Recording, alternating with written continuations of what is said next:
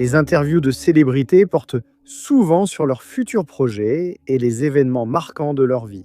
Cependant, il arrive que ces interviews dérapent lorsqu'une question inappropriée est posée ou que la célébrité commence à agir de façon inhabituelle. Et ces moments sont généralement évoqués pendant des décennies après les faits. Numéro 10.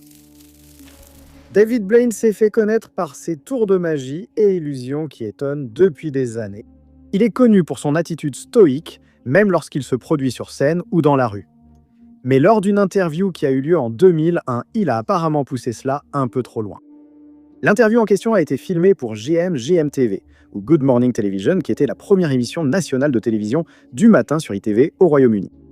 L'intervieweur était Eamon Holmes, un présentateur bien connu au Royaume-Uni, et il n'aurait jamais pu s'attendre à ce que la conversation avec Blaine soit totalement à sens unique. À son arrivée sur le plateau, Blaine a été présenté par Holmes, mais la discussion s'est vite éteinte, aboutissant à l'une des interviews les plus gênantes jamais vues.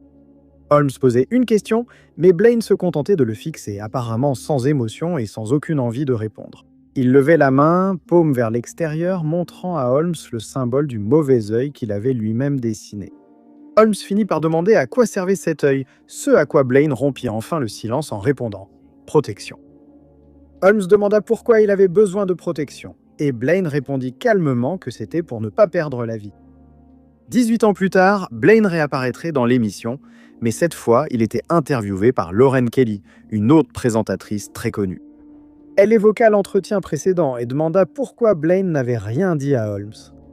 Il a dit que pendant qu'il était en coulisses, dans la loge vers 7h30 du matin, il a soudain pensé que son tour de cartes serait trop ennuyeux pour l'émission et a donc imaginé un autre plan. Il a trouvé amusant de rester silencieux durant toute l'interview. Holmes dira plus tard que subir cette interview était atroce et lui a causé beaucoup de stress.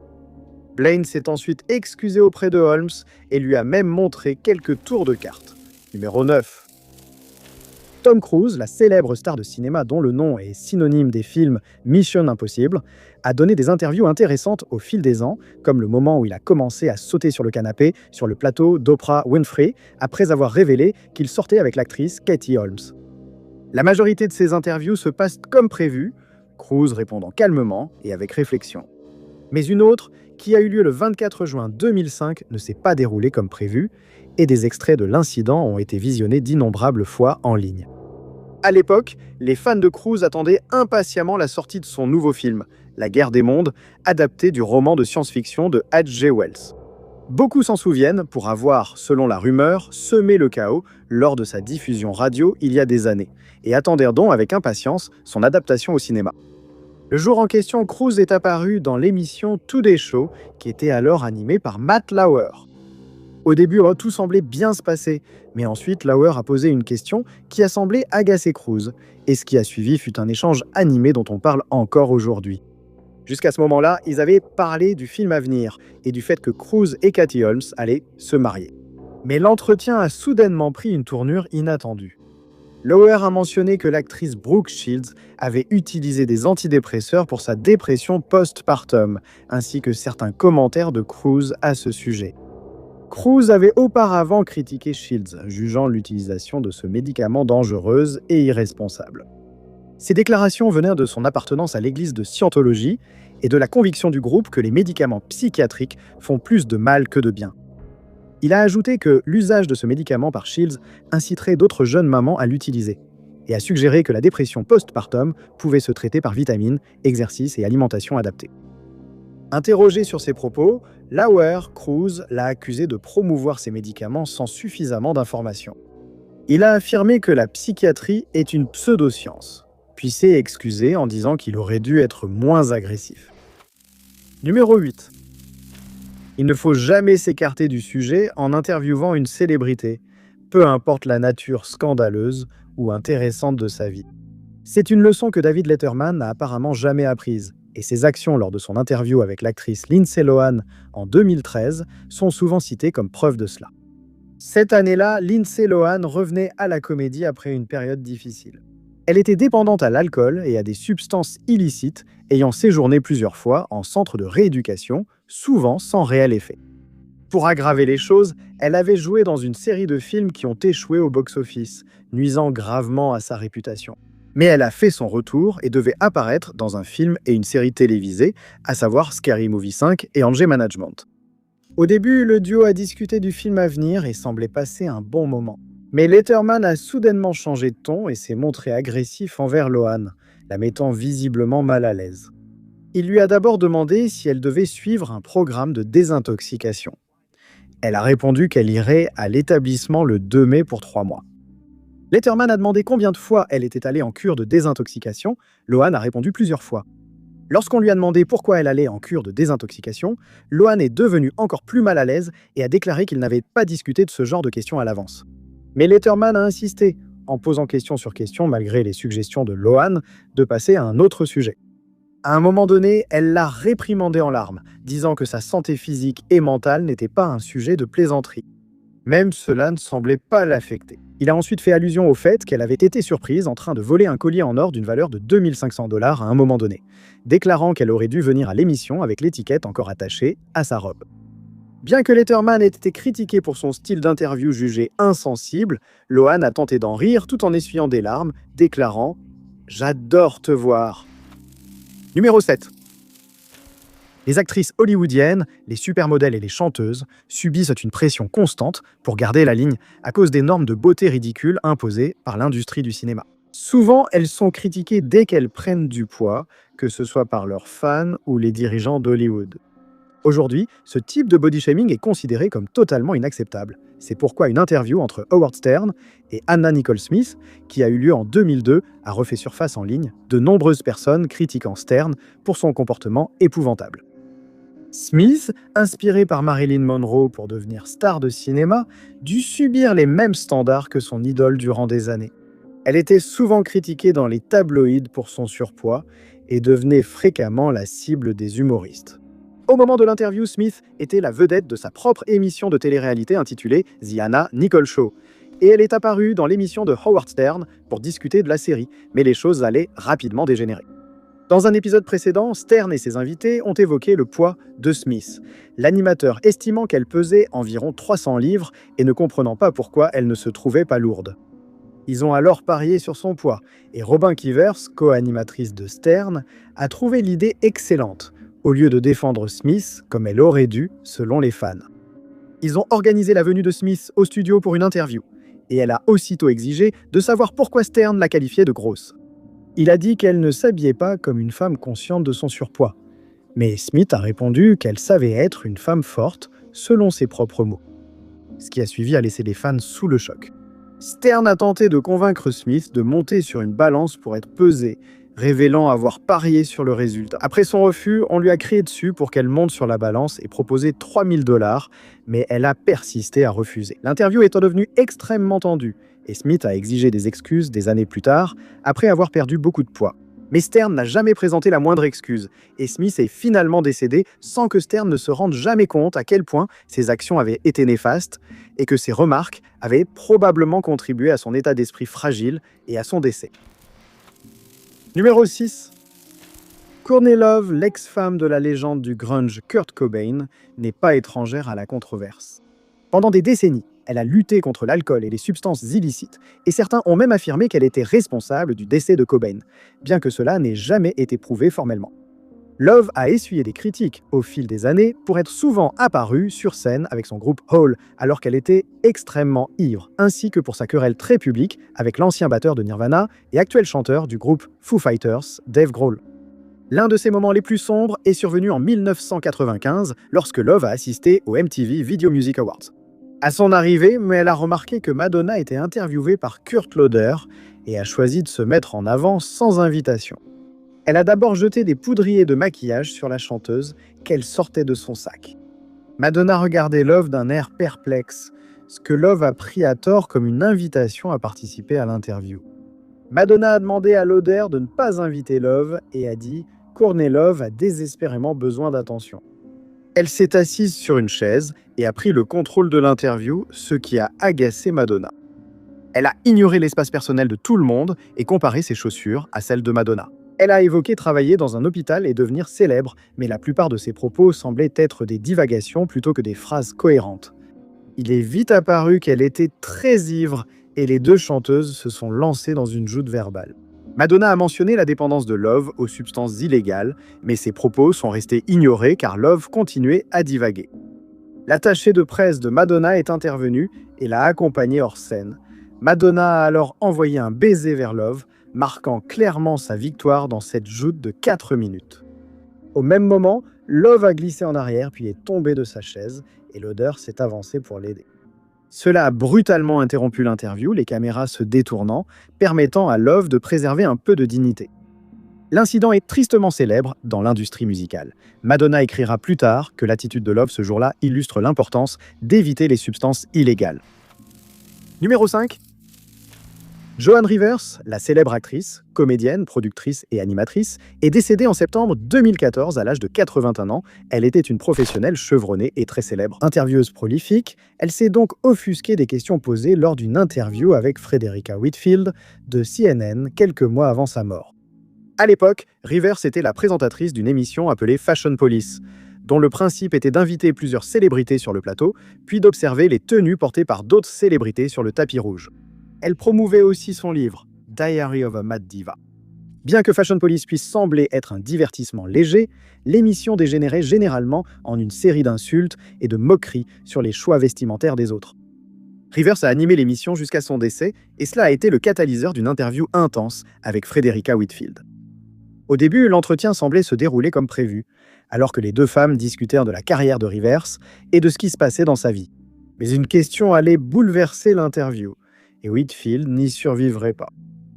Quand on a qualifié Fashion Police de méchante, Rivers s'est agitée et a assuré ne pas l'être envers ses collègues célébrités, précisant qu'elle exprimait seulement la vérité sur leur tenue.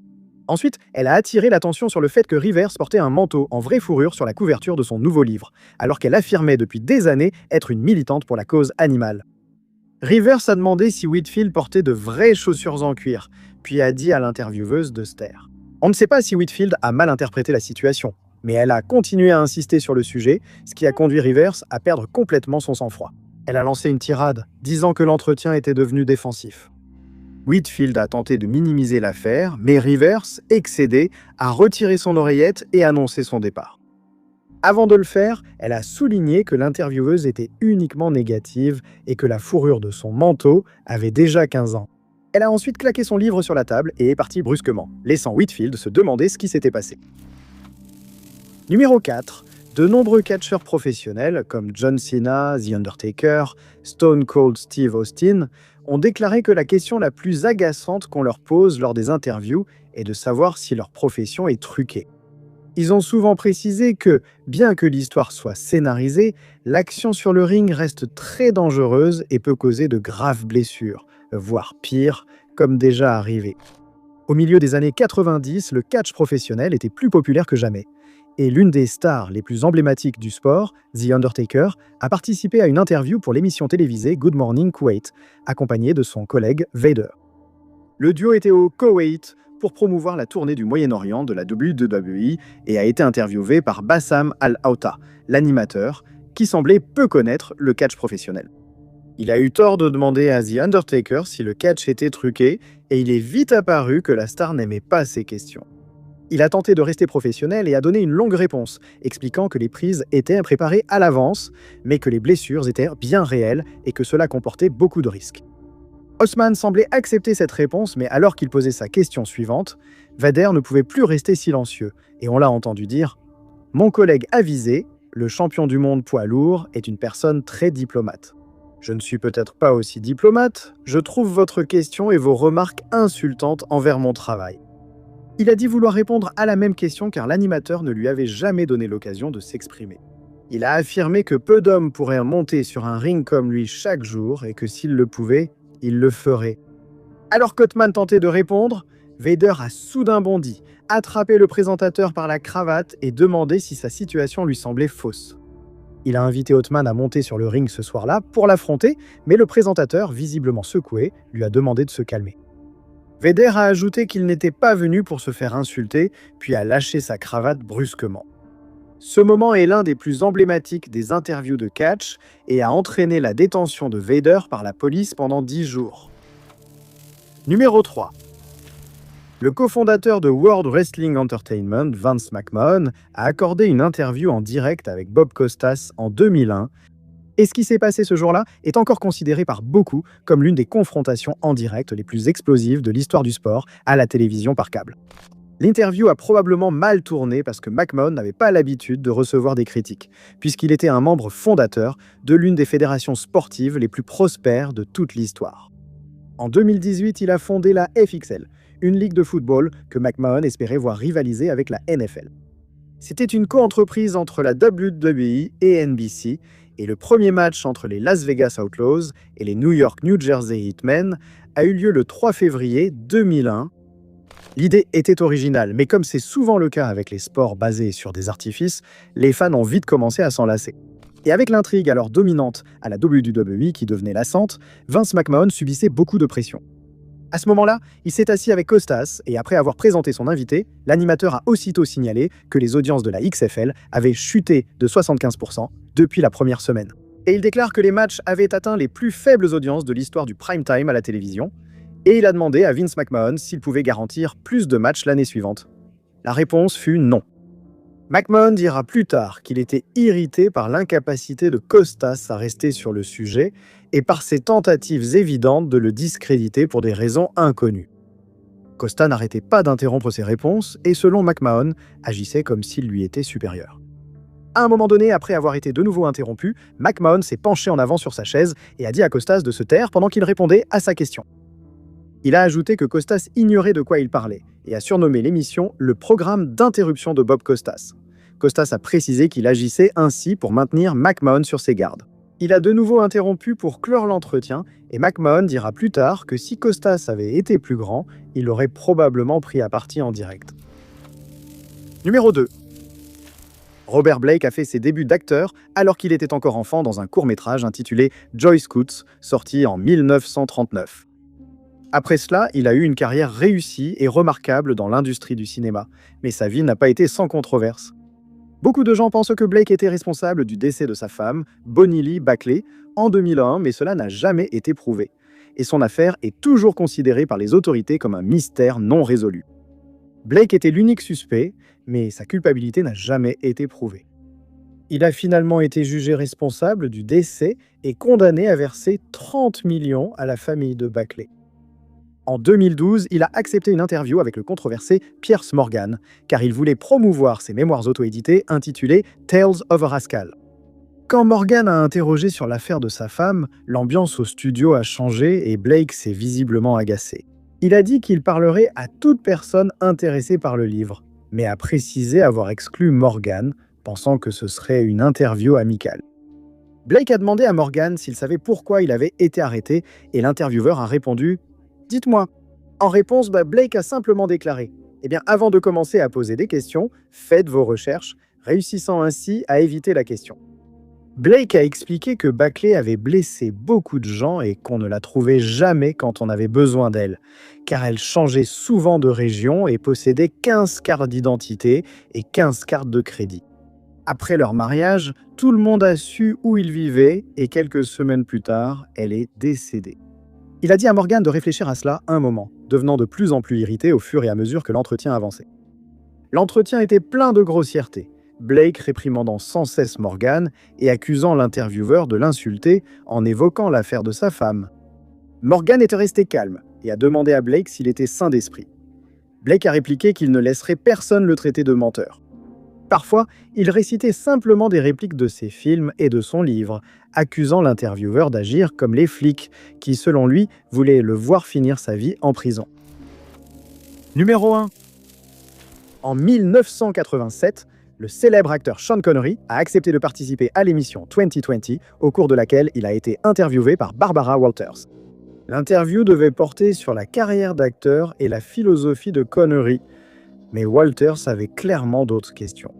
Elle avait été choquée par une interview où Sean Connery affirmait ne rien voir de mal à frapper une femme si elle était hystérique, et qu'on ne parvenait pas à la calmer. Il a tenté de justifier cela en disant qu'il ne frapperait jamais une femme de la même manière qu'il le ferait avec un homme. Et à l'époque, peu de gens semblaient y prêter attention. Ce n'est que lors de la fameuse interview avec Walters que ses propos ont refait surface, et il semblait s'en offusquer. Walters a rappelé les propos qu'il avait tenus et lui a demandé si Connery se souvenait de ce qu'il avait dit des années auparavant. Il a répondu que oui et qu'il maintenait toujours ses propos. Walters, surprise, lui demanda s'il jugeait ce comportement acceptable et Connery répondit qu'il ne le trouvait ni bien ni mal. Il a expliqué que cela dépendait de la situation et de la justification d'une telle agression. Elle a demandé quel type de situation le justifierait, et Connery a répondu que si une femme ne veut pas laisser tomber le sujet, ce qu'il pensait qu'elle faisait bien, cela pourrait être nécessaire. Walters, dégoûté par les propos de Connery, a ajouté qu'il devait s'attendre à des milliers de plaintes de téléspectateurs offensés par l'interview. Connery affirmera plus tard que l'émission l'a fait passer pour le méchant, n'ayant diffusé que 21 minutes d'une discussion de 2 heures. Il a ajouté avoir expliqué à Walters qu'il était plus grave de blesser psychologiquement que physiquement, précisant l'avoir déjà développé dans un livre qu'il avait écrit. Il estimait que ses propos lors de l'interview avaient été sortis de leur contexte et que Walters l'avait incité à dire quelque chose qui le mettait mal à l'aise. Merci à tous de votre attention. Si vous avez aimé cette vidéo, n'oubliez pas d'appuyer sur le bouton « J'aime ». N'oubliez pas non plus de vous abonner et de cliquer sur la cloche de notification pour rester informé de toutes nos prochaines vidéos. Mais je m'appelle Top 5 Unknown et je vous retrouve dans la prochaine vidéo.